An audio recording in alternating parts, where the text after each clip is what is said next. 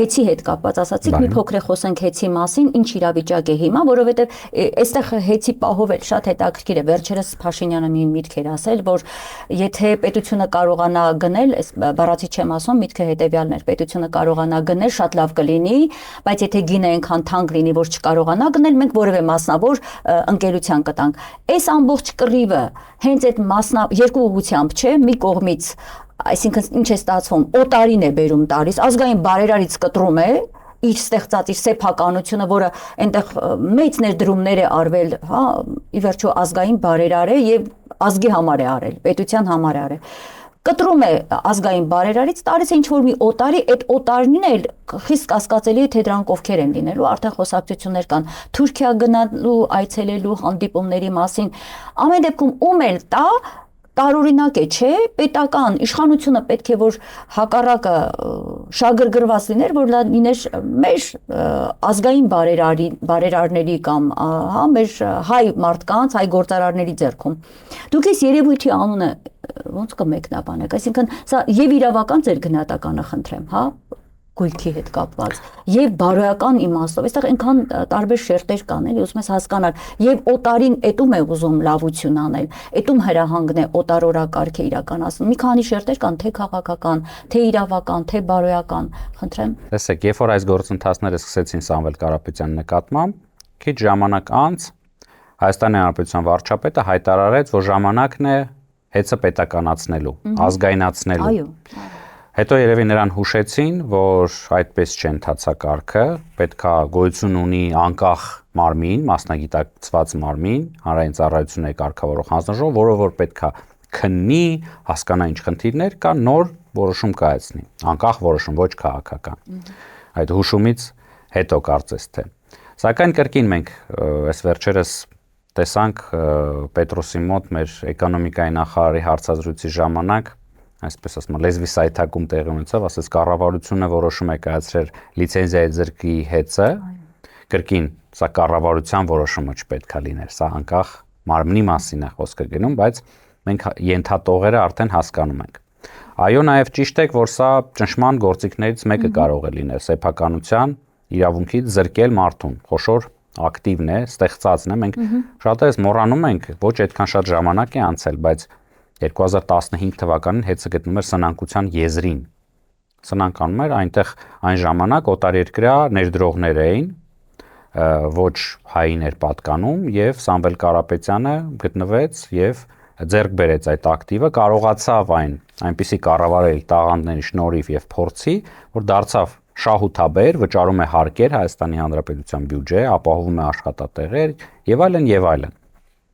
Այնուհետև խոսք գնաց, որպեսզի ժողովրդին ավելի լավ ներկայացվի, ասում են, գիտեք, մենք էներգետիկ ճգնաժամի մեջ ենք գտնվում այս պահին, հետևաբար պետքա պետությունը այդ պատասխանատվությունը վերցնի, միջամտի եւ փորձի դարձնել, այսինքն այդ իրավիճակից հանել։ Կրկին նույն նախարարի խոսքերին հեղում կատարելով ասում է, եթե այսինչ գործողություն է տեղի ունենան, մենք կհայտնվենք ճգնաժամի մեջ էներգետիկայի բլոկում, հետո հասկացա, որ սխալ է թույլ տվել, ասում է, չէ, այն վաղտ էինք հայտնվել, բայց հիմա էլ կհայտնվենք, մի քիչ խճճվեց երևի տեքստերը լավ չէին գրել։ Եթե մենք ճգնաժամի մեջ էինք, հա, տրամաբանական կլներ պետության կողմից նշանակել կառավարիչ մի անձի, ով որ կլինի այդ ոլորտի մասնագետը, կունենա փորձ, գիտելիքներ, կվայելի հեղինակություն, հա, այսինքն ցենց կունենա այդ համբավը, բայց բերեցին նշանակեցեն մի մարդու, ով որ ըստ էության հանդիսանում է քաղաքական դեմք, հա, որը որ շարունակեց այդ գործը, սկսեց նշանակել կարևոր այս դիրքերում, հեծում եւս ինչ որ կպայականների, քաղաքական դեմքերի, փորձելով ոչ մասնագետների, ոչ մի կապ չունեցող էներգետիկայի ոլորտում, որովհետև եթե լիներ մասնագետ, գար ասեր, գիտեք, ես տեսնում եմ, որ կառավարումը պետք է այսպես անել, այստեղ բարելավելու կետեր կան, մտներ երկխոսության մեջ սեփականատիրոջ հետ, կարծում եմ, որ համատեղ ուժերով կարող ենք ել ավելի լավ զարգացում տալ։ Բայց ունենք այն, ինչ ունենք։ Այդ պաշտոններում նշանակում են եւս ԿՊԱ-ականներ, որովհետեւ գիտեք, Հայաստանի էլեկտրական ցանցերը բազմաթիվ մասնաճյուղերով, հա, մարդկանցով, աշխատողներով կառույց է, եւ ընտրություններին մնացել է շատ կարճ ժամանակ։ Մեր պնդումները առայն, որ Նիկոլ Փաշինյանը իր իշխանությունը այս փոքրիկ խմբակը չի մտածում ժողովրդի մասին, սրա վկայությունն է։ Եթե տեսնում եք, սկզբից խոսվում էր, որ գիտեք, սա ազգայնացման process, ինչ լավ է հնչում, չէ, ազգայնացում։ Սակայն որևիցե կերպով չէր խոսում, թե ինչ ճանապարհով պետք է անցնի, ինչ է դա, ինչ գործընթաց է։ Չէ՞ որ ի վերջո եթե որոշում կայացվի, որ հեյցի սեփականատերը փոխվում է, ըստ էության ձեռքից վերցնում են այդ ակտիվը, պետք է փոխհատուցում տրվի։ Իսկ փոխհատուցումը տրվելու է Հայաստանի Հանրապետության բյուջեից, մեր, իմ եւ ձեր միջոցներից, փողերից, մեր հարկերից գոյացած բյուջեից։ Ես չգիտեմ այդ գումարը արկա է, թե նոր արտաքին պարտքի ավելացման միջոցով նոր միջոցներ պետք է ներգրավեն, որպեսզի մեր երեխաներին եւ թոռներին ժառանգենք այս ուրեմն վարկի սպասարկումը, բայց սա վկայում է մեկ փաստի մասին, որ նա հայտարարել էր, կատարել էր քաղաքական հայտարարություն եւ պետքա անպայման իրականացնի դա նույնիսկ ժողովրդի հաշվին։ Լավ, խոսք է գնում այն ժամանակ էլ մենք վկայակոչեցինք, որ եղել է նամակ մինչև այս իրադարձությունների սկիզբը, երբ որ հեծը դիմել է հանձնաժողովին, առաջարկելով նվազեցնել սակագինը, որտեվ կար տենց հնարավորություն եւ ստացել է մերժում։ Եթե չեմ սխալվում, մայիս ամսին։ Հունիսի սկիզբի է ավելի հստակ։ Հիմա ստորագրահավաք է սկսել եւ բազմաթիվ քննարկումներ լինում, որ հնարավոր է սակագինը իջեցնել։ Գիտեք, այս ժամանակահատվածում, երբ որ մենք խոսում ենք, որ կա գնաճ, ամեն ինչ թանկանում է, բոլոր ըստ էության հանրային ծառայությունների գները բարձրացել են, բացառությամբ հոսանքի, որովհետև Սամվել Կարապետյանը ժամանակին հայտարարել էր, որ մոտակա տարիների ընթացքում որևիցե բարձրացում տեղի չի ունենալու։ Եվ կա նաև այսօր հնարավորություն նվազեցնել, բայց եթե ժողովրդի մասին այդքան մտածում եք, ինչու չեք նվազեցնում, ինչու չեք գնում այդ քայլի, ինչու եք փոխարենը հանել եւ падգամավորներին 3 միլիոն դրամ պարգևավճարներ բաժանել։ 6-ից 7 միլիոնի 6-ից 7 նախարարներին վճարել։ Վարչապետի կառավարության այդ աշխատակազմի պահպանման համար տարեկան 65 միլիոն դոլար ծախսելը ինչ է, որպեսզի այդ շարասյունը շարունակի իրեն ուղեկցել, հետևել։ Սա է ժողովրդի մասին մտածելը եւ իր ժողովրդի համար ինչ որ անելիքներ անելը։ Ոչ։ Այսօր շատ ճիշտ եք ասում, ես երեկ էլ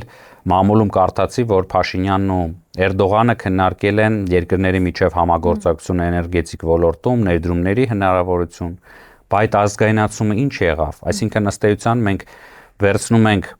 հայ գործարարից, հայ բարերարից, հայից, Հայաստանի Հանրապետության քաղաքացուց այդ ակտիվը, որը որ ի վերջո անվտանգության կարևորագույն օղակներից մեկն է, եւ տալիս ենք օտարին, Թուրքիային, հասկանում եք, բիզնես մտածելակերպով եթե նայում ենք այս գործընթացին, որևիցե կազմակերպություն ցանկություն չէր հայտնելու ձեռք բերել հեծը։ Նախ եւ առաջ դա բարդ կառավարվող ծանր այսպես կառույց է։ Երկրորդը, եթե մարդը տեսնում է, որ քաղաքական իշխանությունների կողմից այսքան հետաքրություն է առաջացնում, որ շատ հեշտությամբ կարելի է խլել, այսօր որոշումը փոխել, ասել լավ մեկ մյուսին կտանք եւ այլն, որ մի ներդրողը